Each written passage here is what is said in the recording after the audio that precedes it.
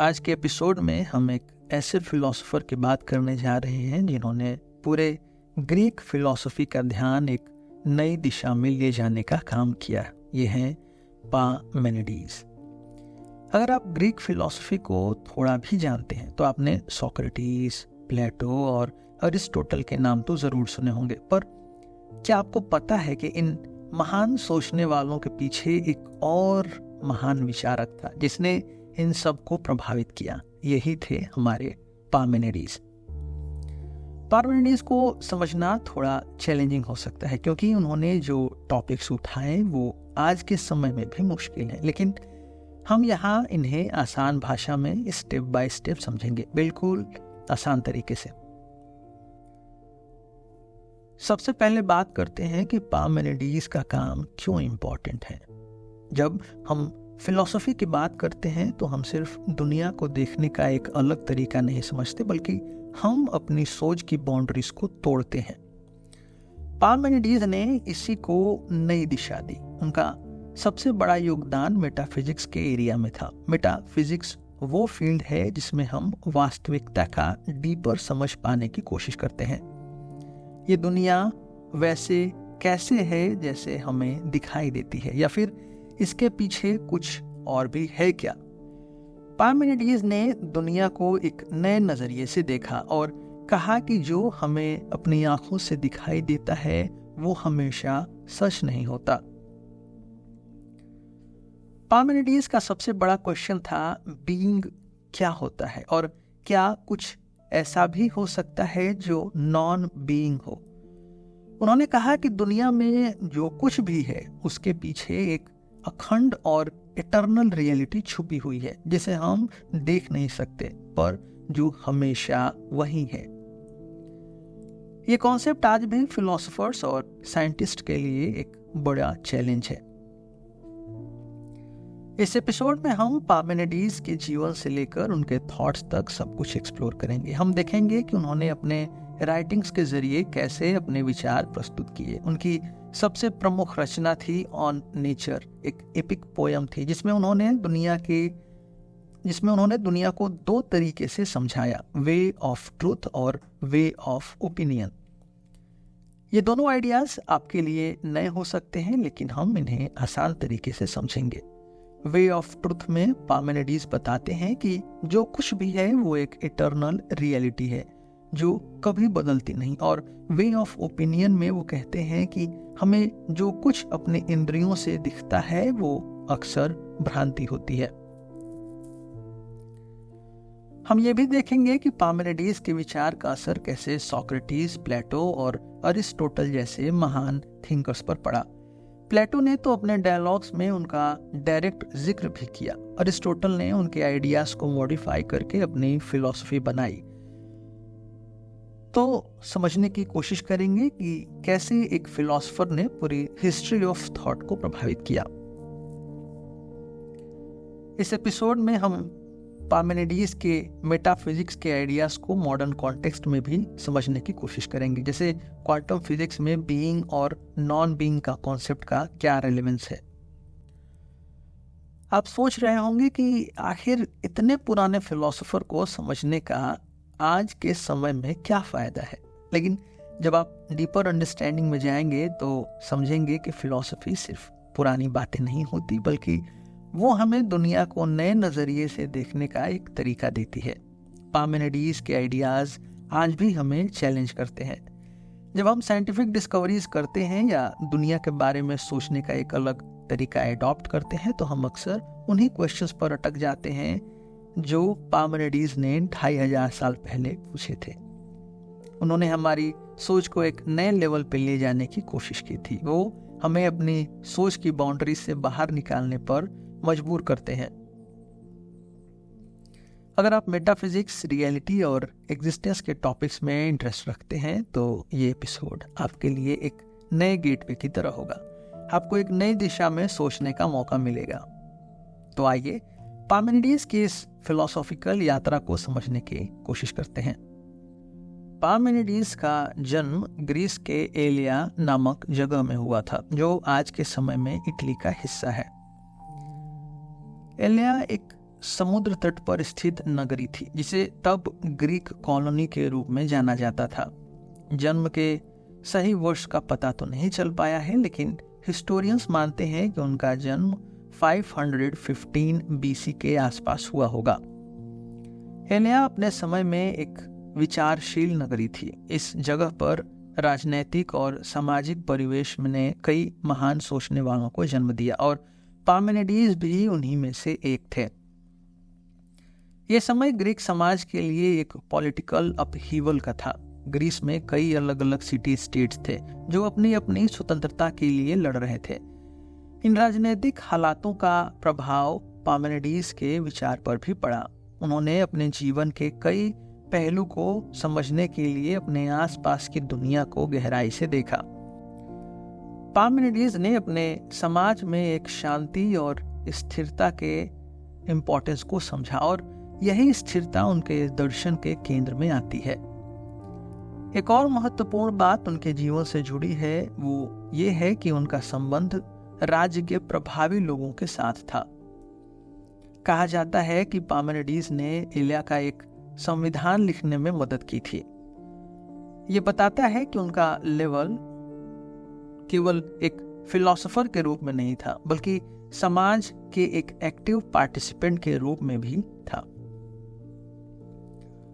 पार्मेनिडीज के विचारधारा को समझने के लिए हमें उनके पहले के फिलोसोफर्स का प्रभाव देखना होगा। उनके ऊपर सबसे बड़ा प्रभाव था जेनोफेन्स और पाइथागोरियंस का।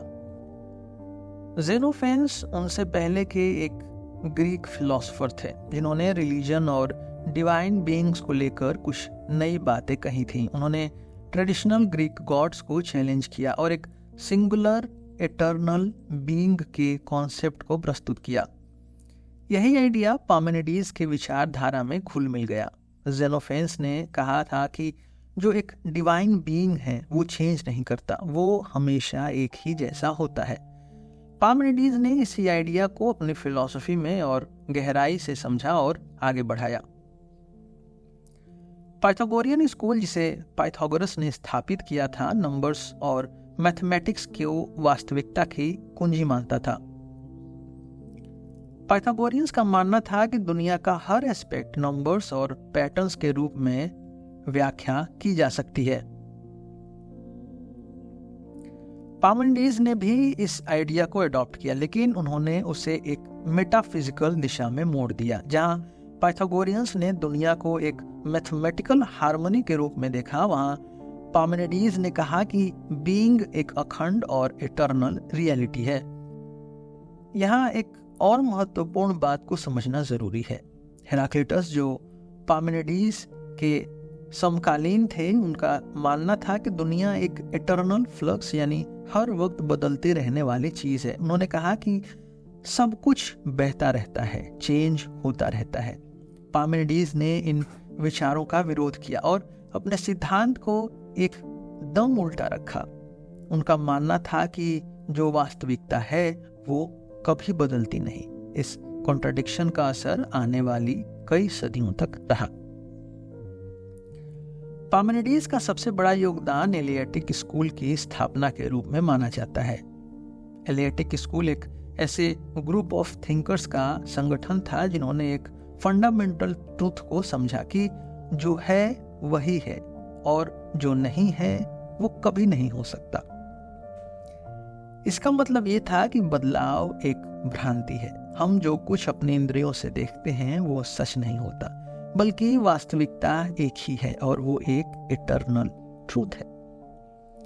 एलियटिक स्कूल के दो बड़े सिद्धांत थे। पहला द यूनिटी ऑफ बीइंग और दूसरा रिजेक्शन ऑफ नॉन बीइंग। पार्मेनिडीज ने कहा कि बीइंग एक अखंड है, यानी जो कुछ है वो एक ही है और वो कभी बदल नहीं सकता। दुनिया को बदलता हुआ देखना एक इल्यूजन है। ये एक रेडिकल विचार था, क्योंकि हमें अपने आसपास सब कुछ बदलता हुआ दिखाई देता है। दिन से रात, पेड़ का उगना और मुरझाना, लोगों का बूढ़ा होना। लेकिन पार्मेनिडीज कहते हैं कि ये सब भ्रम है, वास्तविकता में कुछ भी बदलता नहीं। पार्मेनिडीज ने एक और कदम आगे बढ़ते हुए कहा कि नॉन बीइंग नाम की कोई चीज होती ही नहीं। हम कभी भी नथिंग के बारे में सोच नहीं सकते, क्योंकि जो कुछ भी हम सोच रहे हैं वो एक तरह से बीइंग का पार्ट है। ये विचार आज के समय में भी मेटाफिजिक्स और लॉजिक के लिए एक बड़ी बात है। एरिस्टोटल ने इस आइडिया को अपनी लॉ ऑफ नॉन कंट्राडिक्शन में इनकॉर्पोरेट किया। पार्मेनिडीज ने एलियटिक स्कूल के थ्रू अपनी फिलॉसफी को सिस्टमेटाइज किया। ये स्कूल उन फिलोसोफर्स का ग्रुप था जो पार्मेनिडीज के विचारधारा को आगे बढ़ाते थे। इस स्कूल का एक और महत्वपूर्ण सदस्य थे ज़ेनो, जिन्होंने पार्मेनिडीज के आइडियाज को डिफेंड करने के लिए फेमस पैराडॉक्सेस दिए। पार्मेनिडीज के जीवन को देखते हुए ये स्पष्ट होता है कि वो केवल एक फिलोसोफर नहीं थे, बल्कि एक राजनेता और समाज सुधारक भी थे। उन्होंने अपने विचार केवल थियोरी में नहीं रखे, बल्कि अपने शहर को एक ऑर्गेनाइज्ड पॉलिटिकल सिस्टम भी दिया। एलिया का संविधान लिखने का काम उनकी प्रैग्मेटिज्म को दिखाता है। जहां एक तरफ उनका दिमाग मेटाफिजिकल रियलिटीज में उठता था, वहीं दूसरी तरफ वो अपनी सामाजिक जिम्मेदारियों को भी निभाते थे। पार्मेनिडीज के विचार और उनके दार्शनिक योगदान को समझने का एक महत्वपूर्ण माध्यम उनकी रचना ऑन नेचर है। ये एक एपिक पोयम है जो उनकी सबसे प्रमुख और मशहूर रचना है। उनके विचारों का केंद्र में रही है ये। इस रचना में पार्मेनिडीज ने अपने मेटाफिजिकल और लॉजिकल सिद्धांतों का विस्तार किया और इसी के माध्यम से उन्होंने अपने टाइम के समकालीन विचारधाराओं को भी चैलेंज किया। पार्मेनिडीज की ये पोयम दो मुख्य भागों में विभाजित है, वे ऑफ ट्रुथ और वे ऑफ ओपिनियन। इन दोनों भागों के माध्यम से उन्होंने दो अलग अलग तरीकों से दुनिया को समझाया है। पहले हम बात करेंगे वे ऑफ ट्रुथ की, यानी एलेथिया, और दूसरा वे ऑफ ओपिनियन यानी डोग्जा। वे ऑफ ट्रुथ में पार्मेनिडीज ने बीइंग और नॉन बीइंग के कॉन्सेप्ट पर अपने सबसे गहराई वाले विचार प्रस्तुत किए हैं। उन्होंने कहा कि बीइंग ही एक सत्य है और वही अखंड और इटर्नल है। कुछ भी जो सच में है वो कभी नहीं बदलता। जो बदलता है वो सिर्फ एक भ्रांति है, यानी कि जो है वही सच है और जो नहीं है वो सोचा भी नहीं जा सकता, क्योंकि उसका कोई अस्तित्व ही नहीं है। ये काफी रेडिकल विचार था जो हेराक्लिटस जैसे फिलोसोफर्स के आइडियाज का विरोध करता था, जिन्होंने कहा था कि दुनिया हर पल बदल रही है। वही वे ऑफ ओपिनियन में पार्मेनिडीज ने इंद्रियों द्वारा प्राप्त होने वाले ज्ञान को एक भ्रांति के रूप में दर्शाया है। उन्होंने कहा कि जो कुछ हम अपनी इंद्रियों के माध्यम से देखते या महसूस करते हैं वो हमेशा सत्य नहीं होता। हम अपनी फिजिकल इंद्रियों से दुनिया को देखते हैं जो हमेशा बदलती रहती है। दिन और रात का होना, मौसम का बदलना या मनुष्य का बूढ़ा होना। लेकिन पार्मेनिडीज कहते हैं कि ये सब कुछ भ्रांति है, जो वास्तविकता है वो कभी बदलती नहीं। इंद्रियों के ज्ञान की सीमाएं हमेशा वास्तविक सत्य को पाने में असफल होती हैं। पार्मेनिडीज का दर्शन एक ऐसा कॉर्नर स्टोन है जिसमें मेटाफिजिक्स के बेसिक क्वेश्चंस पर बहुत गहराई से चिंतन किया गया है। उन्होंने बीइंग और नॉन बीइंग जैसे कॉन्सेप्ट्स पर अपनी फिलॉसफी का आधार रखा और इस विचारधारा ने वेस्टर्न फिलॉसफी की दिशा को एक नया मोड़ दिया। आइए समझते हैं उनके सबसे महत्वपूर्ण कॉन्सेप्ट्स को। पहला, बीइंग और नॉन बीइंग का अर्थ। पार्मेनिडीज ने अपनी फिलॉसफी को बीइंग और नॉन बीइंग के कॉन्सेप्ट्स के आधार पर रखा। उनका कहना था कि केवल बीइंग ही सच है और जो कुछ भी है वो इटर्नल, अखंड और अपरिवर्तित है। बीइंग का मतलब है कुछ ऐसा जो हमेशा है, जो कभी शुरू नहीं होता और कभी समाप्त नहीं होता। ये कॉन्सेप्ट काफी रेडिकल था क्योंकि ये दुनिया में हर चीज के बदलाव को नकार देता है। उनका सबसे महत्वपूर्ण सिद्धांत था कि बीइंग कभी चेंज नहीं होता, यानी जो कुछ भी सत्य है वो हमेशा एक रूप में रहता है। नॉन बीइंग का कोई अस्तित्व नहीं है और ये सोचना भी गलत है कि कुछ ऐसा हो सकता है जो नहीं है। इसलिए पार्मेनिडीज के लिए चेंज और मूवमेंट एक भ्रांति थी। उनका विचार था कि अगर कोई चीज बदलती है तो वो सत्य नहीं हो सकती, क्योंकि सच का मतलब है कुछ ऐसा जो हमेशा सेम रहता है। पार्मेनिडीज ने अपनी फिलॉसफी में मूवमेंट, चेंज और मल्टीप्लिसिटी जैसे कॉन्सेप्ट्स को रिजेक्ट किया। उनका कहना था कि अगर हम कहते हैं कि कोई चीज मूव करती है या बदलती है तो हम गलत हैं, क्योंकि ये कहना कि कोई वस्तु मूव कर रही है मतलब उसका ये है कि वो वस्तु एक जगह से दूसरी जगह जा रही है। लेकिन अगर वो एक जगह पे थी तो दूसरी जगह पे कैसे हो सकती है बिना नॉन बीइंग का पार्ट बने। उन्होंने अपने आर्गुमेंट्स को लॉजिकल प्रोग्रेशन के माध्यम से समझाया। अगर कुछ मूव करता है तो इसका मतलब वो अपनी एक जगह को छोड़कर दूसरी जगह में जाता है। इस प्रोसेस में एक जगह को छोड़ने का मतलब है कि वो वस्तु वहां नहीं है, यानी उस जगह में अब नॉन बीइंग है। लेकिन पार्मेनिडीज के अकॉर्डिंग नॉन बीइंग का कोई अस्तित्व नहीं है, तो ये मूवमेंट का कॉन्सेप्ट ही गलत है। इसलिए जो कुछ भी हमेशा बदलता है वो एक भ्रांति है, और सच में जो कुछ भी है वो हमेशा एक ही जगह पर स्थिर रहता है। फिर पार्मेनिडीज का चेंज का कॉन्सेप्ट एक रिवोल्यूशनरी आइडिया था, क्योंकि पार्मेनिडीज के समय के फिलोसोफर्स जैसे हेराक्लिटस ये मानते थे कि दुनिया हमेशा बदल रही है। पार्मेनिडीज कहते हैं कि जो बदलता है वो रियल नहीं हो सकता, बीइंग हमेशा सेम रहता है, और चेंज या मल्टीप्लिसिटी सिर्फ हमारे इंद्रियों के भ्रम है। इन विचारों के आधार पर पार्मेनिडीज ने एक ऐसे दार्शनिक दिशा को जन्म दिया जिसमें दुनिया को स्टैटिक और स्टेबल माना गया। ये विचार आने वाले फिलोसोफर्स जैसे प्लेटो और अरिस्टोटल के लिए भी प्रभावित रहा। पार्मेनिडीज और हेराक्लिटस के विचार एक दूसरे के बिल्कुल विरोधी थे, और इन दोनों का डायलॉग वेस्टर्न फिलॉसफी में एक महत्वपूर्ण स्थान रखता है। जहां पार्मेनिडीज ने बीइंग को इटर्नल और अखंड कहा, वहीं हेराक्लिटस ने कहा कि दुनिया हमेशा एक फ्लक्स में है, हर चीज बदलती रहती है। उनका प्रमुख विचार था एवरीथिंग इज इन फ्लक्स, यानी कि कोई भी चीज अपनी स्थिति में स्थिर नहीं है। हेराक्लिटस के अकॉर्डिंग दुनिया का मूल सिद्धांत ही परिवर्तन है। उन्होंने अपने फेमस कोट में कहा था, you can not step into the same river twice. इसका मतलब है कि हर पल दुनिया में कुछ न कुछ बदल रहा है। पार्मेनिडीज के विचार इसे विरोध करते थे। उनका कहना था कि दुनिया का रियल एसेंस हमेशा कांस्टेंट रहता है, जो कुछ भी दिखता है वो एक भ्रांति है। हेराक्लिटस का कहना था कि बदलाव ही वास्तविकता है, लेकिन पार्मेनिडीज कहते हैं कि जो कुछ भी बदल रहा है वो रियल नहीं है। दोनों के विचार मेटाफिजिक्स के प्रति उनके अलग दृष्टिकोण दर्शाते हैं। पार्मेनिडीज ने मल्टीप्लिसिटी का कॉन्सेप्ट भी रिजेक्ट किया। उनका कहना था कि अगर सब कुछ एक ही बीइंग है तो दुनिया में अलग अलग वस्तुएं या मल्टीप्लिसिटी कैसे हो सकती है।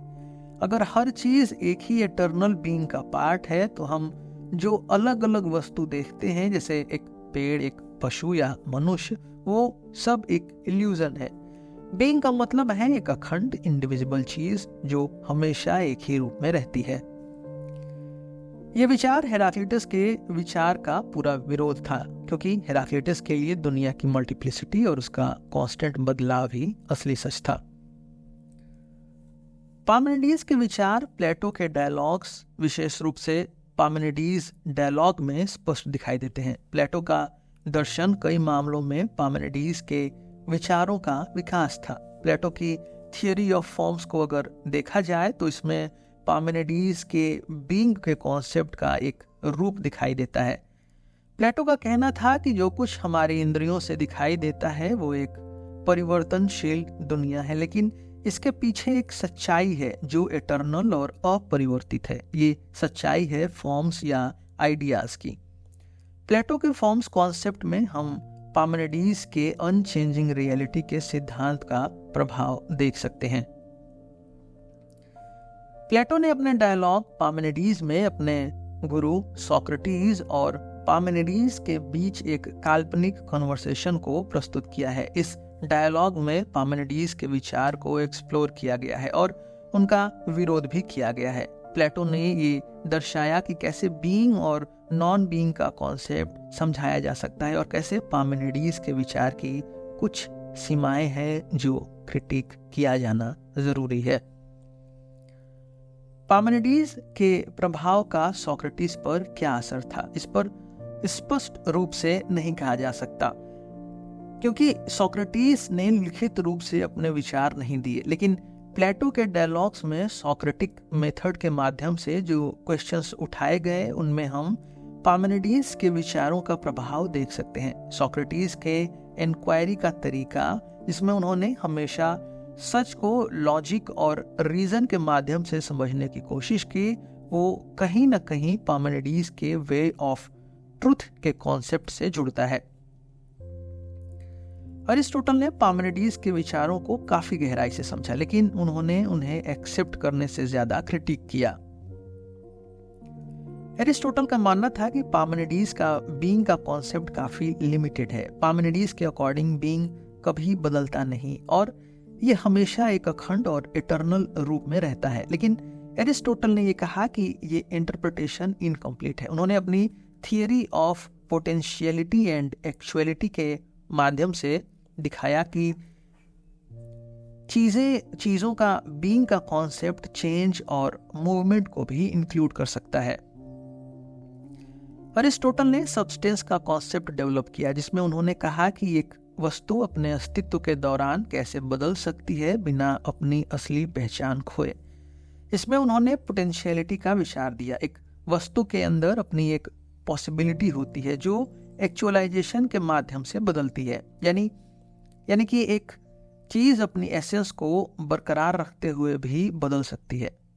अरिस्टोटल ने पार्मेनिडीज के अनचेंजिंग बीइंग को मॉडिफाई करते हुए ये दिखाया कि बीइंग का कॉन्सेप्ट बदलाव के बिना इनकम्प्लीट है। पार्मेनिडीज एलियटिक स्कूल के सबसे प्रमुख फिलोसोफर थे और उनके विचार ने इस स्कूल को एक दार्शनिक मूवमेंट के रूप में मजबूती से स्थापित किया। एलियटिक स्कूल का मूल सिद्धांत था कि वास्तविकता को सिर्फ रीजन के माध्यम से समझा जा सकता है, न कि इंद्रियों के माध्यम से। इस विचार ने ग्रीक फिलॉसफी को एक रेशनलिस्ट दिशा दी, जिसमें दर्शन और लॉजिक को प्राथमिकता दी गई। ज़ेनो ऑफ एलिया पार्मेनिडीज के शिष्य थे और उनके विचारों के एक बड़े सपोर्टर भी थे और उन्होंने अपने पैराडॉक्सेस के माध्यम से पार्मेनिडीज के बीइंग और नॉन बीइंग के कॉन्सेप्ट्स को और गहराई से समझाने का प्रयास किया। ज़ेनो के पैराडॉक्सेस जैसे कि famous Achilles and the tortoise paradox ने दार्शनिक समुदाय में ये प्रश्न उठाया कि क्या मूवमेंट और चेंज को लॉजिकली समझा जा सकता है। ज़ेनो ने अपने पैराडॉक्सेस के माध्यम से ये दर्शाया कि मूवमेंट का कॉन्सेप्ट एक इल्यूजन है जो पार्मेनिडीज के सिद्धांतों के अनुरूप था। पार्मेनिडीज के आइडियाज ने मेटाफिजिक्स की दुनिया में एक नया दौर शुरू किया। उनके बीइंग के कॉन्सेप्ट ने मेटाफिजिकल इंक्वायरी को एक नई दिशा दी, जहां फिलोसोफर्स ने वास्तविकता के मूल को समझने के लिए लॉजिक और रीजन का इस्तेमाल करना शुरू किया। इन विचारों ने आने वाले कई दार्शनिक मूवमेंट्स जैसे एग्जिस्टेंशियलिज्म, आइडियलिज्म और रैशनलिज्म को प्रभावित किया। पार्मेनिडीज के बीइंग का कॉन्सेप्ट एग्जिस्टेंशियलिज्म के विचारों का एक बेस बना, जिसमें फिलोसोफर्स जैसे मार्टिन हेडेगर ने बीइंग के मूल पर चिंतन किया। हेडेगर का काम बीइंग एंड टाइम में हम देखते हैं कि कैसे पार्मेनिडीज के विचार एग्जिस्टेंशियल इंक्वायरी का आधार बन गए। प्लेटो के थियरी ऑफ फॉर्म्स में पार्मेनिडीज के अनचेंजिंग रियलिटी का प्रभाव दिखाई देता है, जिससे आगे चलकर आइडियलिज्म का विकास हुआ। इस विचारधारा के अकॉर्डिंग जो कुछ भी रियल है वो फिजिकल दुनिया से परे है और एक इटर्नल नॉन मटेरियल वर्ल्ड का हिस्सा है। पार्मेनिडीज का ये विचार कि इंद्रियों से प्राप्त होने वाली दुनिया भ्रम है, आइडियलिस्ट फिलोसोफर्स के लिए एक प्रमुख पॉइंट बनी। पार्मेनिडीज के विचार रैशनलिस्ट फिलोसोफर्स के लिए भी बेस बने। उनका कहना था कि वास्तविकता को सिर्फ रीजन के माध्यम से समझा जा सकता है, न कि सेंसरी एक्सपीरियंस के माध्यम से। ये विचार रैशनलिज्म के महान फिलोसफर्स जैसे डेकार्टे और स्पिनोजा के विचारधारा में दिखाई देता है। पार्मेनिडीज का योगदान दर्शन के क्षेत्र में अमर है। उन्होंने मेटाफिजिक्स की दुनिया को एक नई दृष्टिकोण से देखा और बीइंग और नॉन बीइंग के माध्यम से वेस्टर्न फिलॉसफी के मूल क्वेश्चंस को दोबारा डिफाइन किया। प्लेटो, एरिस्टोटल और जेनो जैसे फिलोसफर्स ने उनके विचारों को आगे बढ़ाया और इन्हें मॉडिफाई भी किया, लेकिन पार्मेनिडीज का अनचेंजिंग रियलिटी का कॉन्सेप्ट दर्शन के इतिहास में एक महत्वपूर्ण स्थान रखता है। पार्मेनिडीज के मेटाफिजिकल विचार, विशेष रूप से बीइंग और नॉन बीइंग का कॉन्सेप्ट, आज के क्वांटम फिजिक्स के कुछ सिद्धांतों के साथ भी रेजोनेट करते हैं। क्वांटम मैकेनिक्स एक ऐसा क्षेत्र है जहां क्लासिकल फिजिक्स के सिद्धांतों को रीडिफाइन किया गया है और ये रीडिफाइन किया गया है इस प्रश्न के माध्यम से कि क्या बीइंग और नॉन बीइंग का कॉन्सेप्चुअल फ्रेमवर्क वैलिड है। क्वांटम मैकेनिक्स में हम देखते हैं कि पार्टिकल्स एक तरह के सुपर पोजिशन में होते हैं, यानी एक वक्त में वो एग्जिस्ट भी करते हैं और नहीं भी करते हैं। ये दशा जो एक वक्त में बीइंग और नॉन बीइंग दोनों को साथ लेकर चलती है, कहीं ना कहीं पार्मेनिडीज के प्रश्न को फिर से उठाती है कि बीइंग के सही परिभाषा क्या है।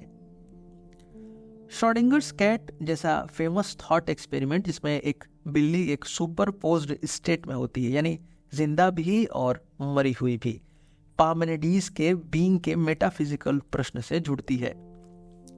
क्वांटम फिजिक्स के कई पैराडॉक्सेस जहां रियलिटी और ऑब्जर्वेशन के बीच एक गैप होता है, पार्मेनिडीज के वे ऑफ ट्रूथ और वे ऑफ ओपिनियन के बीच के फर्क के कॉन्सेप्ट्स के साथ अलाइन करते हैं। ये दर्शाता है कि आज भी विज्ञान के सबसे कटिंग एज क्षेत्र में पार्मेनिडीज के विचार कितने रिलेवेंट हैं। क्वांटम मैकेनिक्स के सिद्धांतों में बीइंग और नॉन बीइंग के कॉन्सेप्ट्स को समझने के लिए जो चिंतन हो रहा है वो पार्मेनिडीज के मेटाफिजिकल एक्सप्लोरेशन के आज के वैज्ञानिक कॉन्टेक्स्ट में एक प्रतिबिंब है। इस एपिसोड में हमने समझने की कोशिश की कि पार्मेनिडीज के विचार दर्शन के इतिहास में एक बड़ा महत्वपूर्ण स्थान रखते हैं। उन्होंने जो मेटाफिजिकल फ्रेमवर्क दिए उसने वेस्टर्न फिलॉसफी को एक नई दिशा में ले जाने का काम किया। उनका बीइंग और नॉन बीइंग का कॉन्सेप्ट, जो कि एक इटर्नल और अखंड वास्तविकता को दर्शाता है, आज भी मेटाफिजिकल इंक्वायरी का एक मूल प्रश्न बना हुआ है। पार्मेनिडीज ने जो कहा कि हमारी इंद्रियां हमेशा हमारी सच्चाई को भ्रमित करती हैं और सिर्फ रीजन के माध्यम से हम वास्तविकता को समझ सकते हैं, ये विचार रैशनलिज्म और आइडियलिज्म जैसे दार्शनिक मूवमेंट्स का बेस बना। प्लेटो से लेकर हाइडेगर तक कई महान दार्शनिकों ने पार्मेनिडीज के थॉट्स को मॉडिफाई किया, उनका विकास किया, लेकिन उनके सिद्धांतों का प्रभाव कभी कम नहीं हुआ। पार्मेनिडीज का योगदान वेस्टर्न फिलॉसफी के विकास में अमर है। उन्होंने अपने मेटाफिजिक्स को एक डिस्टिंक्ट शेप दी, जहां वास्तविकता के बारे में क्वेश्चन उठाए गए और ये कहा गया कि हमारे अस्तित्व को समझने के लिए रीजन सबसे महत्वपूर्ण टूल है। उनका विचार जो चेंज, मूवमेंट और मल्टीप्लिसिटी को रिजेक्ट करता है, आज भी दार्शनिक और वैज्ञानिक चिंतन का केंद्र बना हुआ है। हम देखते हैं कि उनका विचार प्लेटो के थियरी ऑफ फॉर्म्स में, अरिस्टोटल के सब्सटेंस के कॉन्सेप्ट में और मॉडर्न फिजिक्स के क्वांटम पैराडॉक्सिस में आज भी प्रभावित करता है। जेनो के पैराडॉक्सिस और मेटाफिजिकल पजल्स को लेकर जो लॉजिकल प्रोग्रेशन शुरू हुए वो अब तक चल रहे हैं। आज के लिए बस इतना ही। हम फिर मिलेंगे आपसे एक नए एपिसोड में एक नए टॉपिक के साथ। मेरा नाम है रोहित और आप सुन रहे थे सिलेबस विद रोहित। धन्यवाद।